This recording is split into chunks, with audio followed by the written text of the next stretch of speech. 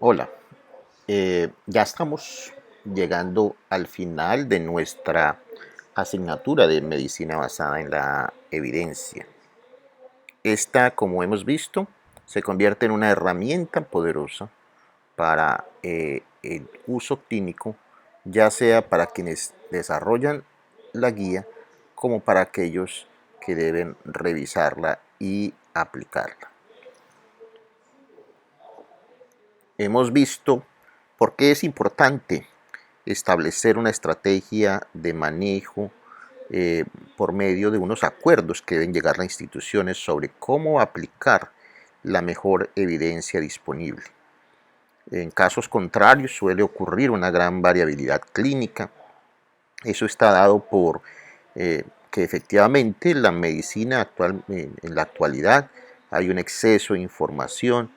Afortunadamente también hay una facilidad de llegar a esa información, sin embargo es tan abundante que en muchas oportunidades no hay manera de estar al día en ellos. Y en algunas oportunidades se realizan procedimientos cuyos resultados no necesariamente son los que mejor le aplican al paciente y por eso se necesita estar actualizado. Adicionalmente, se debe tener siempre en el norte que la aplicación de las guías debe generar un beneficio para el paciente, pero también teniendo en cuenta la responsabilidad con el sistema de salud. Entonces, por eso durante este semestre hemos trabajado el tema de las guías de práctica clínica, como conocer cómo se desarrollan, conocer cómo se interpreta adecuadamente y de forma crítica mediante la lectura la mejor evidencia disponible y cómo se ejecutan estos planes para la implementación. Mi nombre es Norton Pérez Gutiérrez, soy profesor de medicina de la Universidad Cooperativa de Colombia, del campus Villavicencio, y este tema lo estamos desarrollando en la asignatura Medicina basada en la evidencia. Hemos escuchado probablemente en otros escenarios acerca de la importancia de la calidad. Y en este caso, la calidad pues tiene un ciclo que es planear, hacer, verificar, ajustar. Y nosotros en salud hemos tenido que aprender precisamente la aplicación de este ciclo de la calidad. Y en la implementación de las guías de práctica clínica lo hemos venido haciendo en este semestre. ¿Qué hemos hecho desde el planear? Desde el principio entonces seleccionamos los temas prioritarios, los temas que iban a distribuirse por grupos, los que se requerían en la institución a los cuales se les va a colaborar con este desarrollo de estas guías. También hemos planeado desde la elaboración de las preguntas PICO. Hemos buscado algunos expertos que nos van a revisar al final las guías y a quienes se les va a seleccionar y les van a evaluar. Y hemos conocido desde el punto de vista qué metodología vamos a elaborar para estas guías. Adicionalmente, desde la SER hemos recalcado en la importancia de las fuentes, ojalá las fuentes primarias, a partir de estudios clínicos aleatorizados, para seleccionar la mejor evidencia disponible, ojalá evidencia de alto grado precisamente derivada de estas fuentes primarias, y definir algunas recomendaciones, las que mejor se ajusten de acuerdo al nivel de evidencia disponible. También posteriormente se elaborarán unos indicadores, que eso ya no corresponde a esta asignatura, pero en el desarrollo de las guías se elaboran unos indicadores para evaluar cómo va el desarrollo de la guía, cómo se ha implementado, cuál ha sido el impacto que ha generado esa guía en el manejo de los pacientes, probablemente en los desenlaces clínicos. También se va a evaluar esa guía, qué impacto ha tenido sobre las auditorías y las glosas. Es importante antes de terminar este semestre hacer una socialización de esas guías. Por eso se necesita que se haga una preparación de esa guía en una presentación de un video no más de 15 minutos, donde se establezcan rápidamente la metodología, las evidencias encontradas y las recomendaciones elaboradas. Hemos revisado también desde las estrategias con las cuales se pueden elaborar las guías de práctica clínica. Ya sea que se adopten unas guías externas, lo cual hemos visto que tienen ventajas y desventajas, o un proceso que es importante y que puede ser dispendioso, y es adaptar esa guía, aterrizarla o partir de cero cuando no existe en una institución, por ejemplo, partir de una guía desde el punto de vista de desarrollarla por completo. Todo depende de para quién se desarrolla la guía. En el caso nuestro es a un nivel local para una institución de salud, pero también puede ser más adelante en su carrera profesional que se requiera desarrollar la guía para una sociedad científica, para un gobierno o inclusive para organismos internacionales.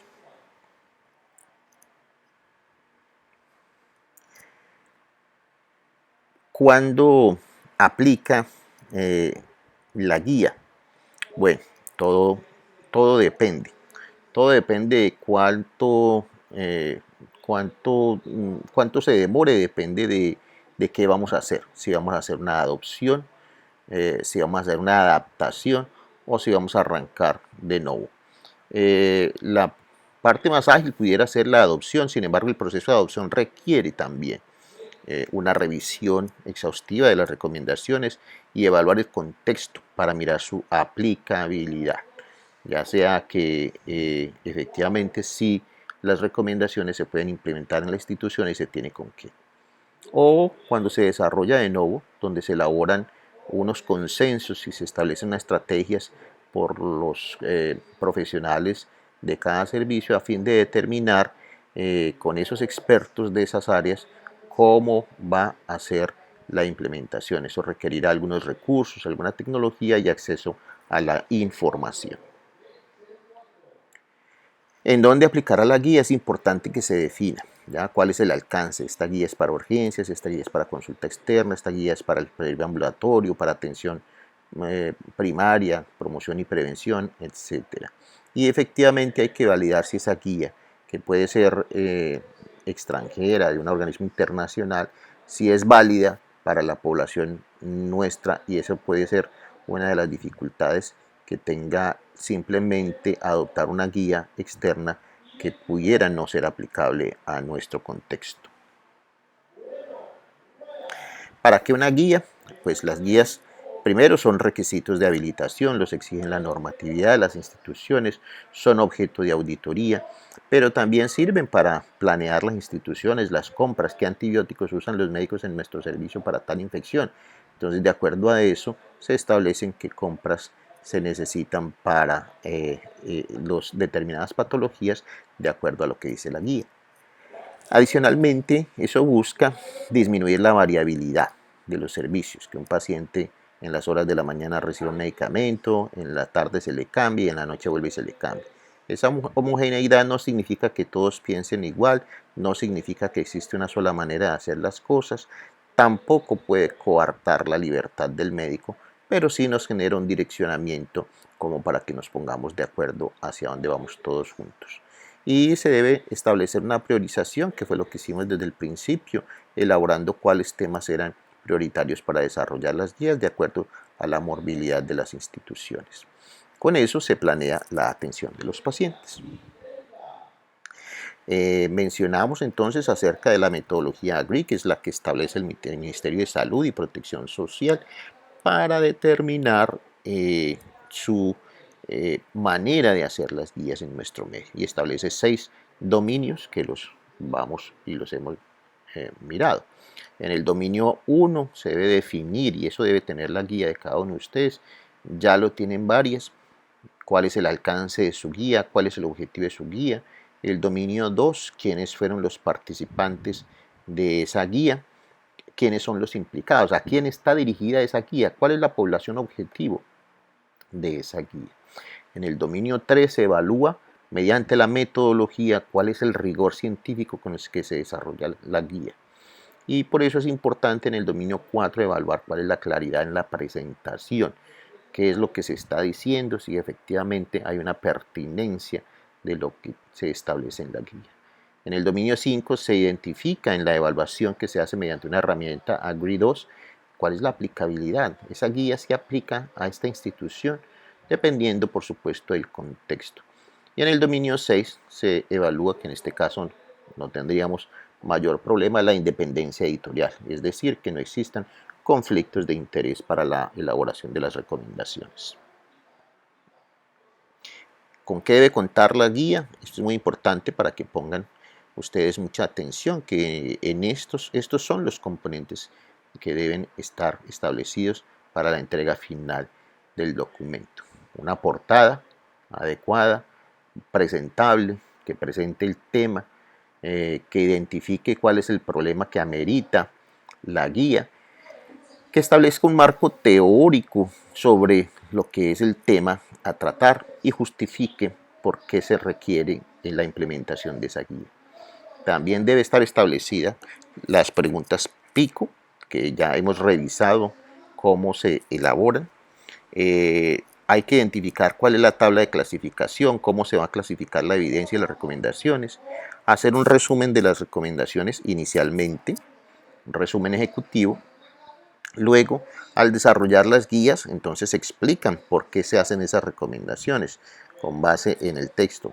Tener en cuenta que se pueden hablar acerca de factores de riesgo, se pueden hablar de medidas, cuáles son las estrategias diagnósticas, las medidas no farmacológicas, las medidas farmacológicas, en el caso de los pacientes o de las patologías que requieran manejo quirúrgico, cuáles son las ventajas, los riesgos, las desventajas, las alternativas terapéuticas y cuál es el pronóstico.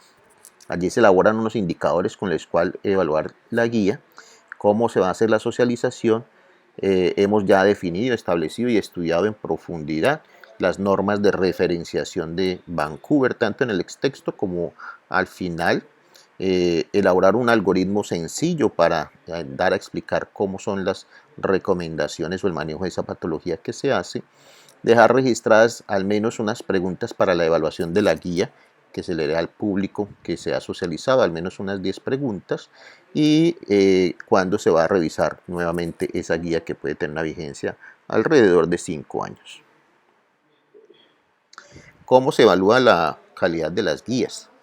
Pues de acuerdo a la calidad de las preguntas PICO, de la metodología, de las recomendaciones que se hayan hecho. ¿Qué se tiene en cuenta? Si las recomendaciones son hechas primordialmente de fuentes primarias, ¿ya? Y si hay claridad en torno a esa elaboración y de las recomendaciones que se hacen.